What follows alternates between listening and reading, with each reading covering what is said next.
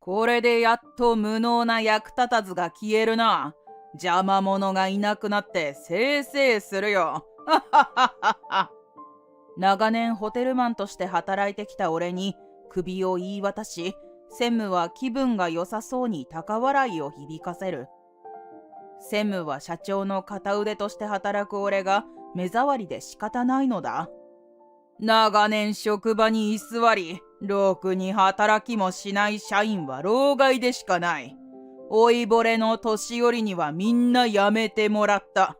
だからな、その代表みたいなお前も今日でおさらばだ。いや正直本当に邪魔でした。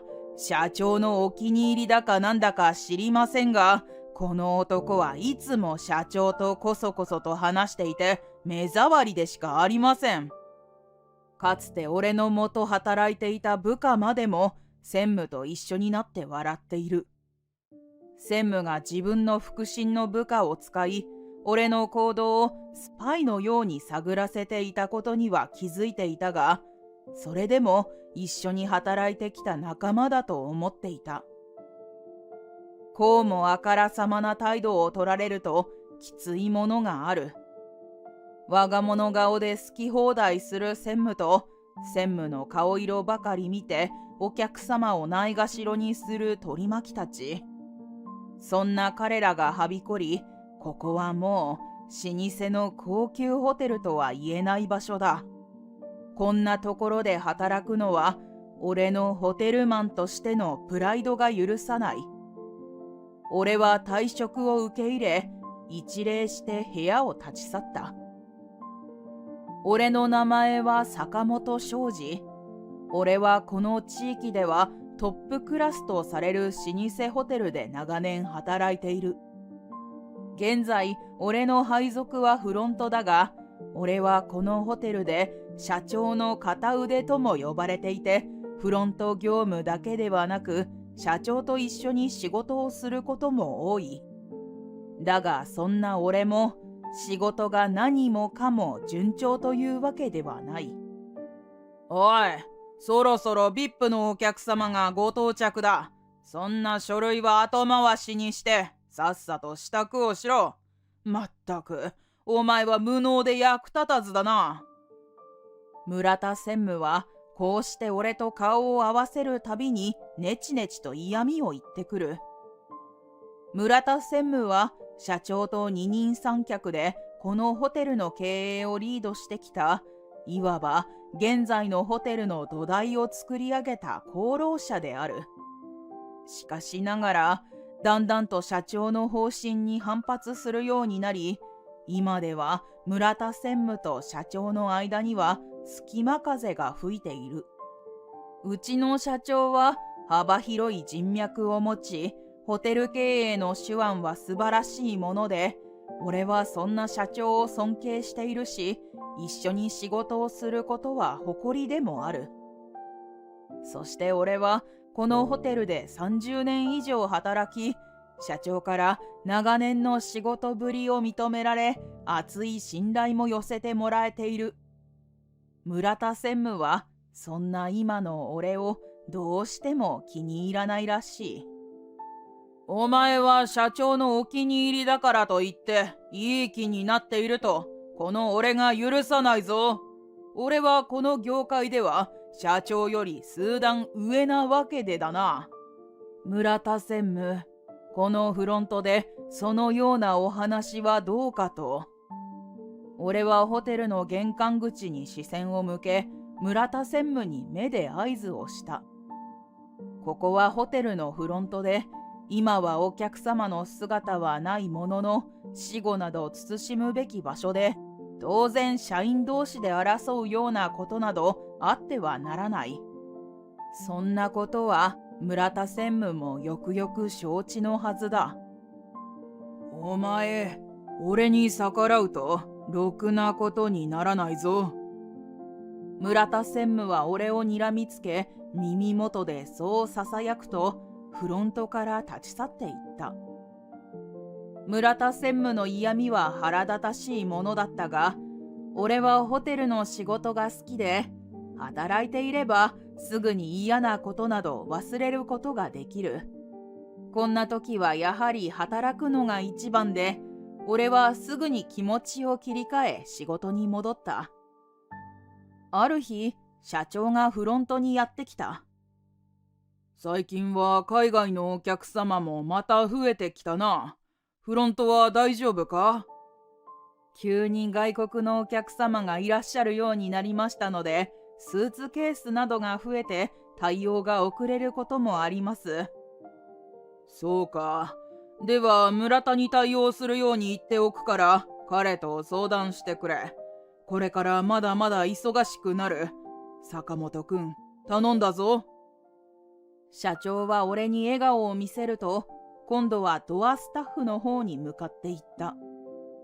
昨今の情勢でホテル業界は業績が落ち込み危機的な状況でもあったが、それはうちのホテルも例外ではない。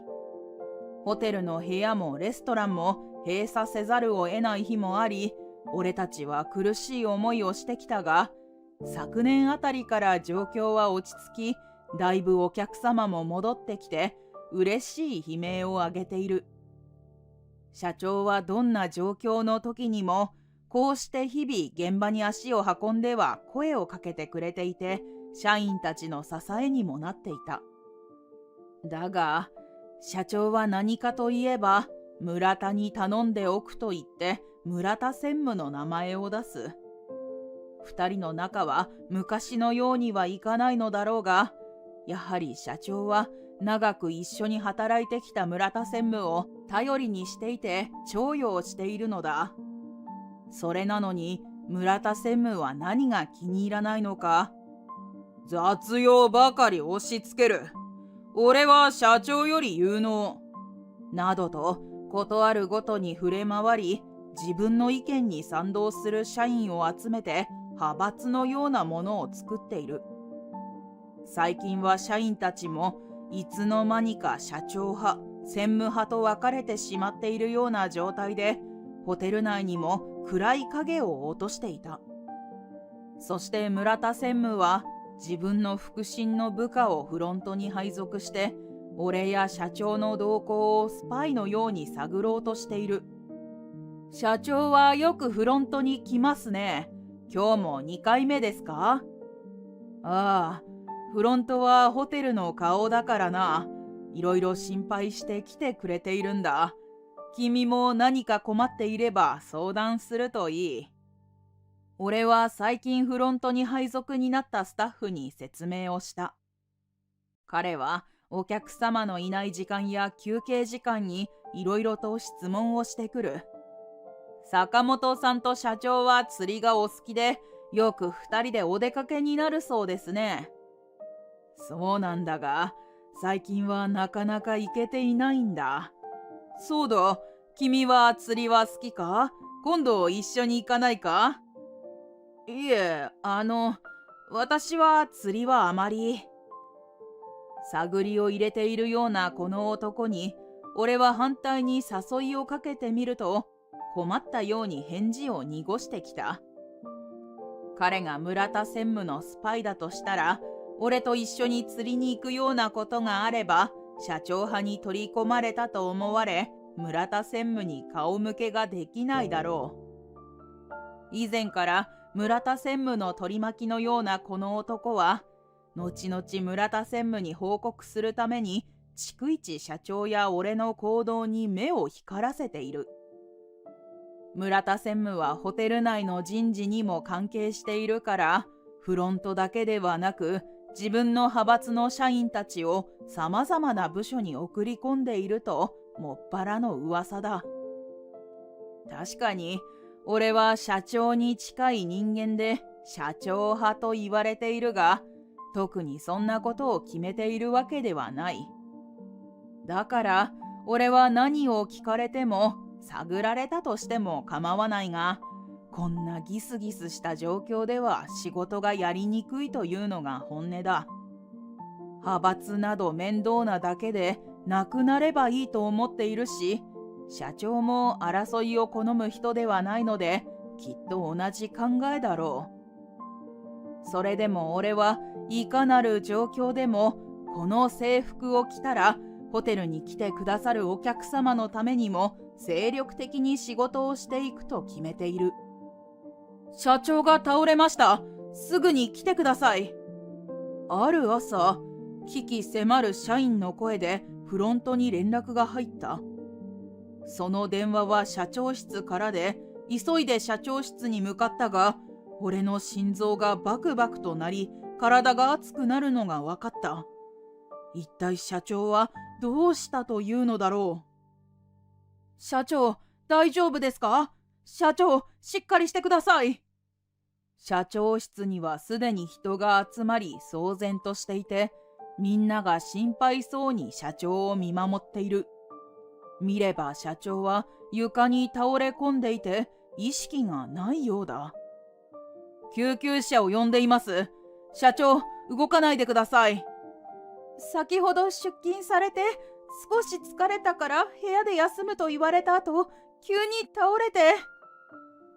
社長が倒れた時、その場にいた女性スタッフは青ざめた顔で社長の前に座り込み、泣き出さんばかりだ。俺は何もできない自分が歯がゆかったが、すぐに救急車が到着してみんなが見守る中、村田専務が付き添い、社長は病院に搬送されていった。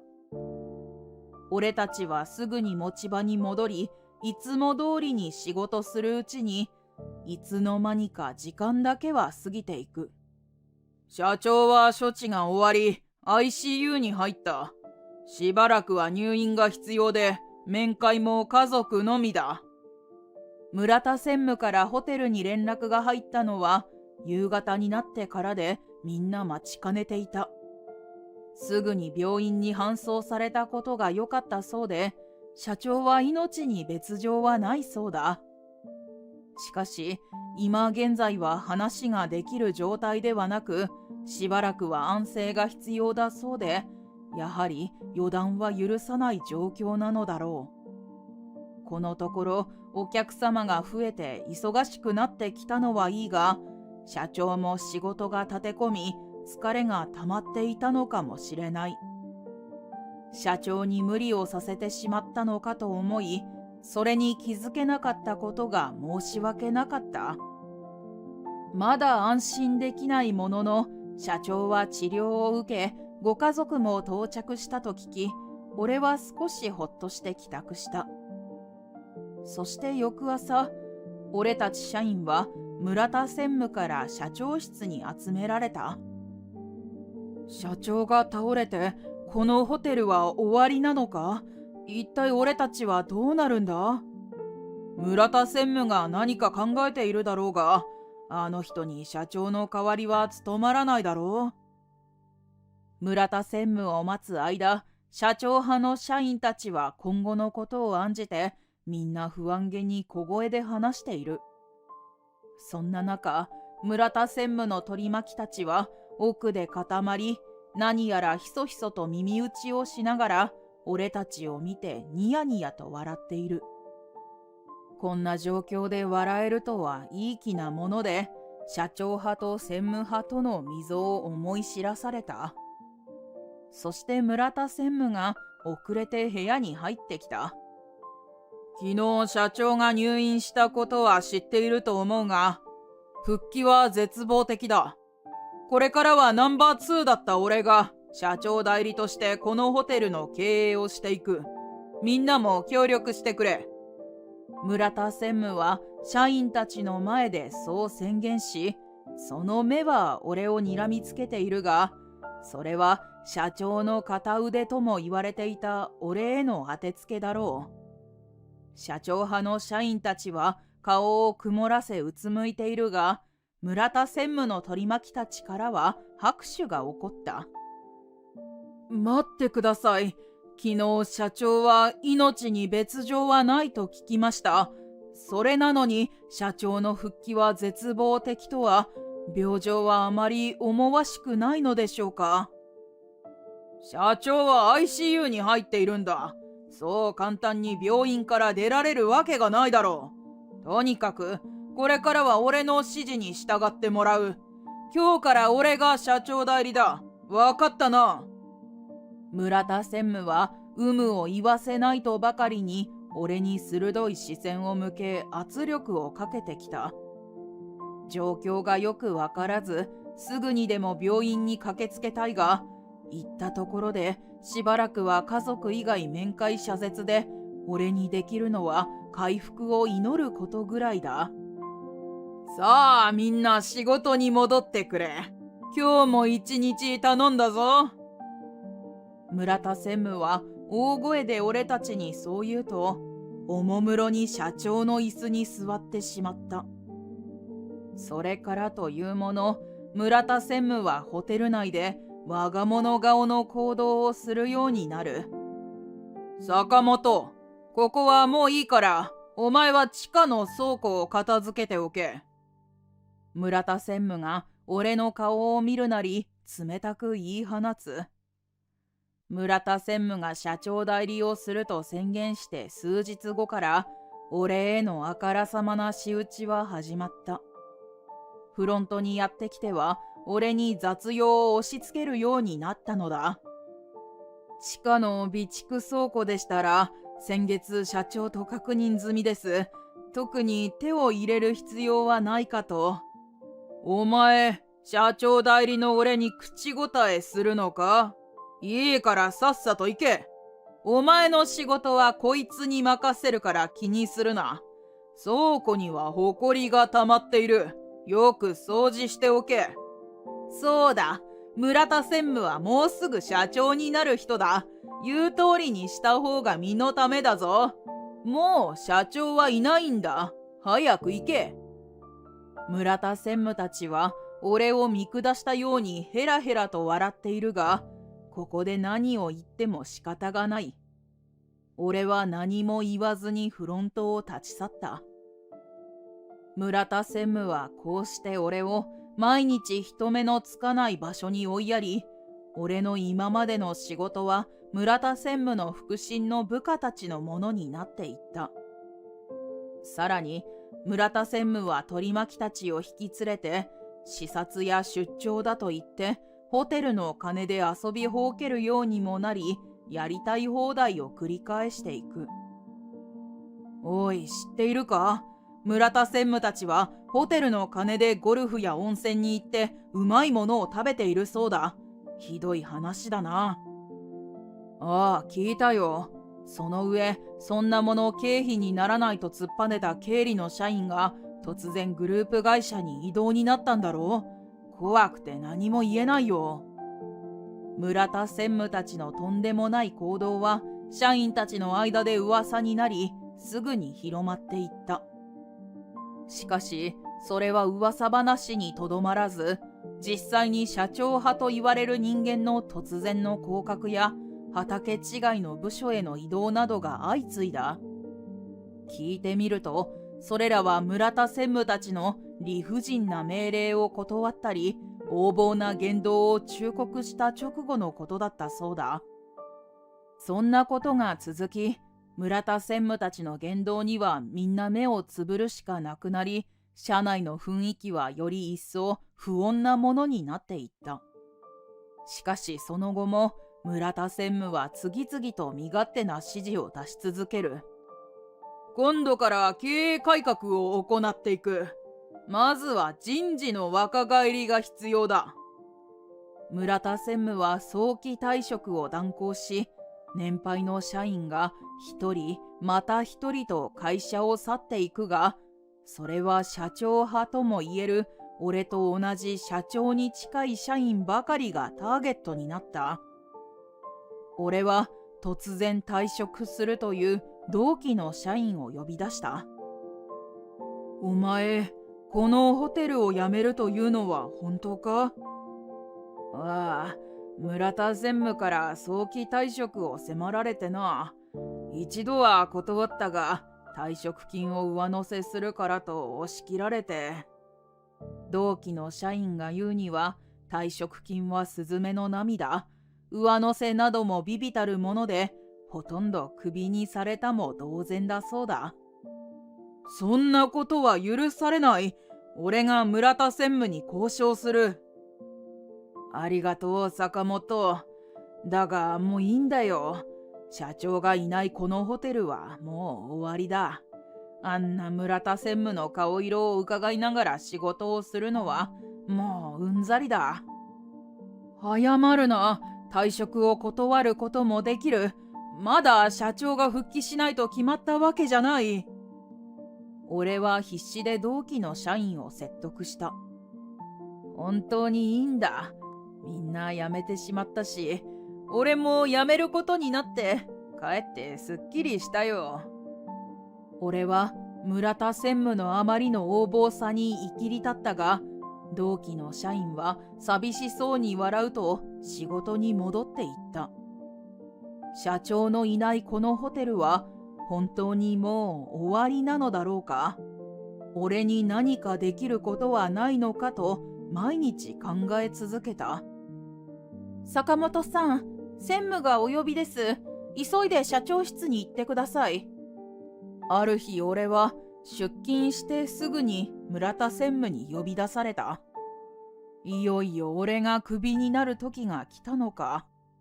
社長室に行くと村田専務が正面に座り、取り巻きたちがその周りを取り囲むように座っていて、その中には村田専務がスパイとしてフロントに送り込んできたあの社員もいる。村田専務、お呼びですか？俺が部屋に入ると一斉にみんながこちらを見た。坂本、お前のように長年職場に居座り、ろくに働きもしない社員は老害でしかない。老いぼれの年寄りにはみんな辞めてもらった。村田専務は俺が部屋に入るや否や、俺を見下すような言葉を吐き、鋭い目で睨みつける。居座るだなんて随分なことをおっしゃいますね。私はこのホテルで精一杯働いてきました。仕事には誇りを持っています。かっこつけても無駄だぞ。お前のようなじじいはクビだ。まったく、脳なしのくせに口だけは一人前だな。村田専務は吐き捨てるように俺に首を言い渡す。俺と村田専務は対立するような時期はあったものの、このホテルを盛り立てようと長年同じ職場で働いてきた。首を言い渡されることを俺は覚悟していたが、さっきから聞いていれば、老害だ脳なしだと理不尽な理由で首を言い渡すとはあまりにも横暴で、にわかには信じがたい。私が辞めたらホテルの仕事はどうするのですか？今まで働いてきた社員たちもみんなクビにしてしまったでしょう。退職金を上乗せすると言ったらみんな喜んで辞めていったぞ。お前にも退職金はくれてやる。仕事もこいつらが引き継ぐからお前は安心して辞めていいぞ。取り巻きたちに囲まれた村田専務は社長の椅子に座りニヤニヤと笑っているが、退職を迫られている俺を眺めてそんなに楽しいだろうか。やはり村田専務はどうかしている。そうですか。それなら私は喜んで退職させていただきます。望むところですよ。そうか、それはよかった。これでやっと無能な役立たずが消えるな。邪魔者がいなくなってせいせいするよ。いや正直本当に邪魔でした。社長のお気に入りだかなんだか知りませんが、いつも社長とこそこそ話していて目障りでしかありません。フロントで一緒に働いていた社員もバカにしたようにヘラヘラと俺を嘲笑っている。この社員は村田専務に送り込まれたとはいえ、一緒にフロントで働いてきた仲でもあるというのに、たった今俺を邪魔者だとのたまった。村田専務の取り巻きたちは横柄な態度でサービスをすることも多く、お客様からも苦情が出ていた。俺は何度も苦言を呈してきたが、彼らは全く聞く耳を持たず、ホテルの雰囲気もすっかり変わってしまい、今やこのホテルは以前のような老舗の高級ホテルというには申し訳ない状況だ。社長が入院して以来、このホテルで一緒に働いてきた社員たちは続々とクビになり、今は村田専務の息のかかった社員たちが幅を利かせている。そんな中、俺が一人でもう何をしても無駄だろうし、こんな状況で働きたくもない。村田専務の要求をおとなしく受け入れることが今は得策だと考えているし、俺は少し前から首を言い渡されたら潔く受け入れようと決めていた。村田専務は取り巻きたちと愉快そうに高笑いをしているが、できればこの人たちともう関わりたくもない。俺が長く働いていたかつての愛すべきホテルはもうないのだし、勝手にすればいい。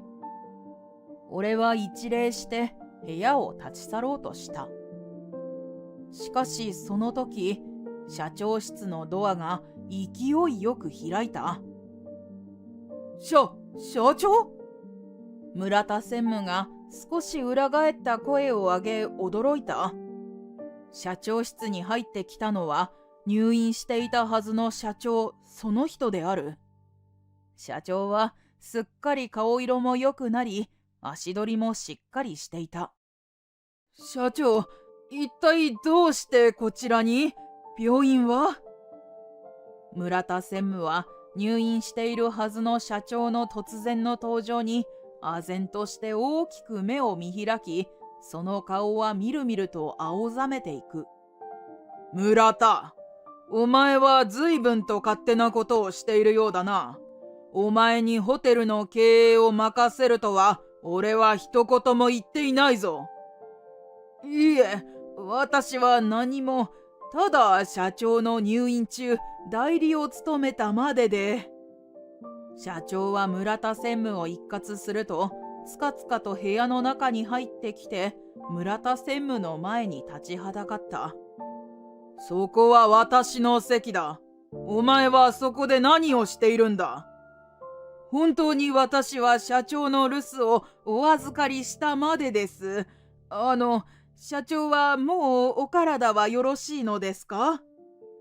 突然入院を余儀なくされたとはいえ、社長の椅子に座り込んでいる村田専務を社長は許しがたいだろう。普段は温厚な社長も明らかに苛立っている。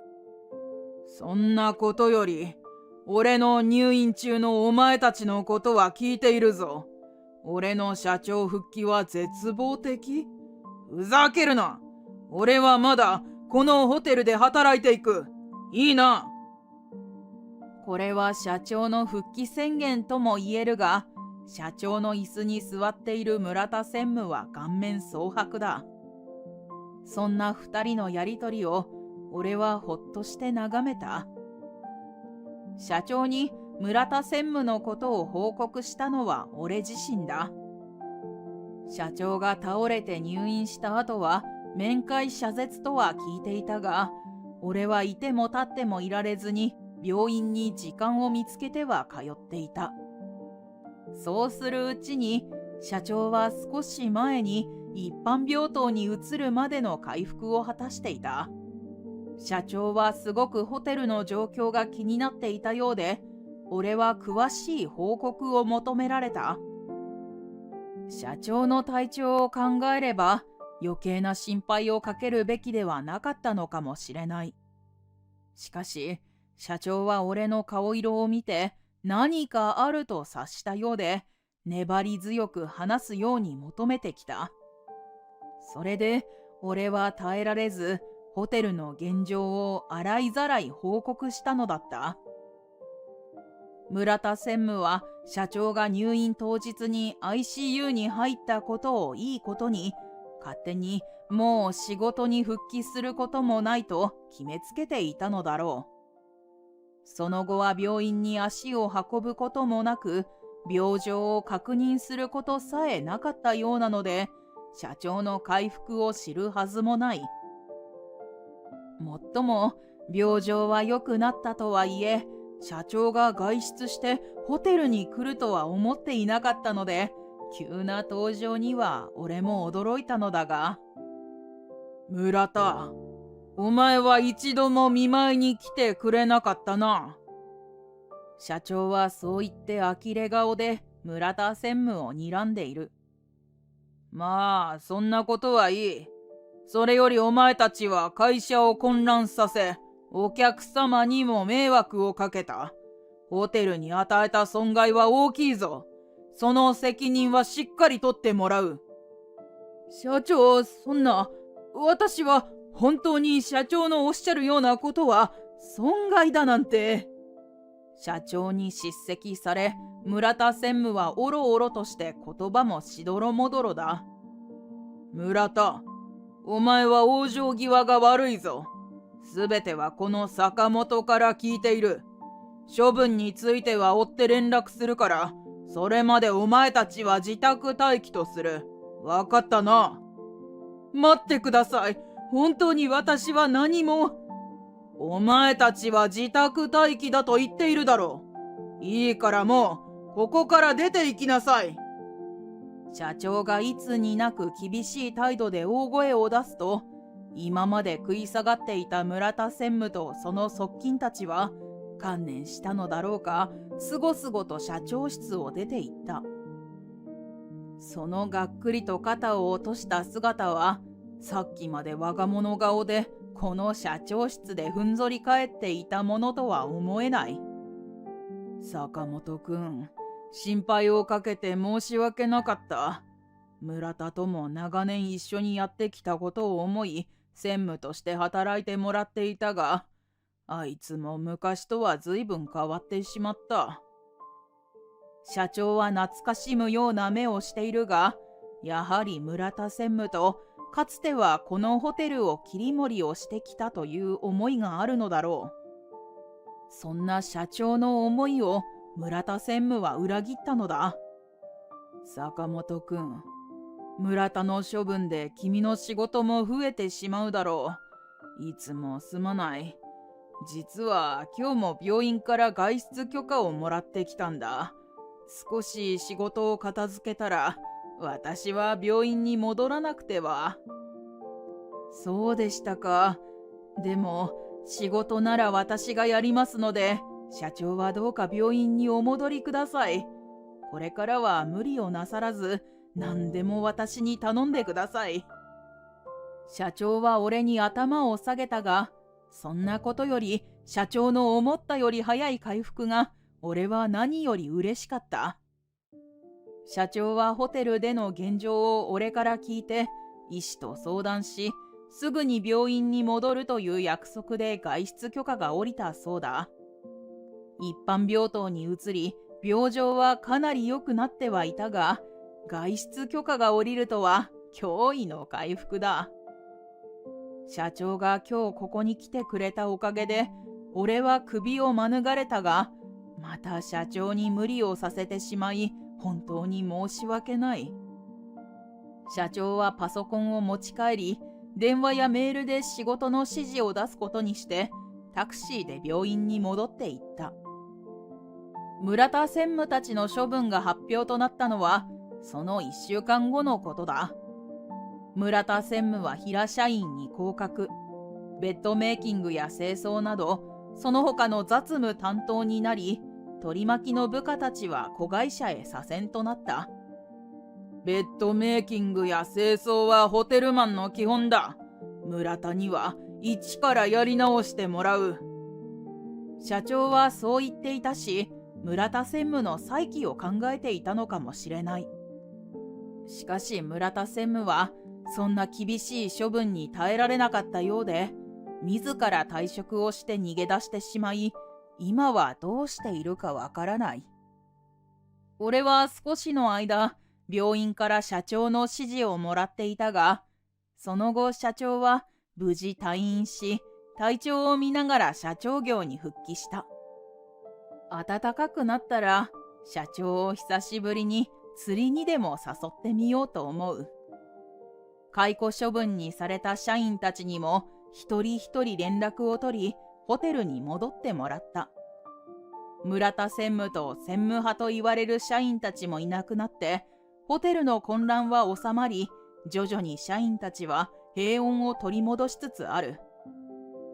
一方、ホテルにはお客様がさらに増え、活気が出てきて忙しい毎日だ。俺は村田専務の代わりに専務に昇格となり、より一層社長と共にホテルの経営に汗を流している。